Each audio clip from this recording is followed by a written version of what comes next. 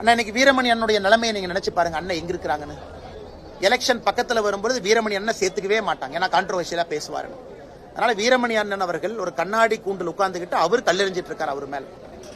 பாரதிய ஜனதா கட்சியை பொறுத்தவரை இந்தியாவில் எந்த பிராந்திய கட்சிகளும் துண்டாட வேண்டும் என்கின்ற எண்ணம் பாரதிய ஜனதா கட்சிக்கு இல்ல. உதாரணத்துக்கு நான் பீகார் உங்களுக்கு சொல்றேன். நிதிஷ்குமார் அவர்களை விட அதிகமாக நாம சீட்டுகளை பெற்ற பிறகு கூட நிதிஷ்குமார் அவர்களை முதலமைச்சராக ஆக்கி உட்கார வச்சிருக்கோம். அதே போல மகாராஷ்டிராக்கு நான் வர்றேன். மகாராஷ்டிரால தனி மெஜாரிட்டி வந்த பிறகும் கூட கூட்டணியில் இருக்கக்கூடியவங்க துணை முதலமைச்சர்களாக இருக்கிறாங்க. இதெல்லாமே பாரதிய ஜனதா கட்சி. இன்னைக்கு அவங்க தனி மெஜாரிட்டி பாருங்கன்னா, இவங்க எல்லாம் கூட்டணியில அங்கமே கொடுக்கல. திமுகவை பொறுத்தவரை அவங்க மைனாரிட்டியாக இருக்கும் பொழுது கூட கூட்டணியில காங்கிரஸ் இடமில்லை. அதனால இதை பத்தி எல்லாம் பேசுவதற்கு திமுக அருகதை இல்லை. நம்ம தனி மெஜாரிட்டியில மகாராஷ்டிரால வந்தும் துணை முதலமைச்சர்கள் கூட்டணியில் இருக்கிறாங்கன்னா, அதே போல பீகார்ல அதிகப்படியான சீட்டுகள் வந்தும் முதலமைச்சராக நாம இல்ல. அதனால திமுக தயவு செய்து கூட்டணி பாடத்தை நமக்கு எடுக்க வேண்டாம். அது அன்பு அண்ணன் வீரமணி அவர்களுக்கு சொல்லிக்கிறேன்.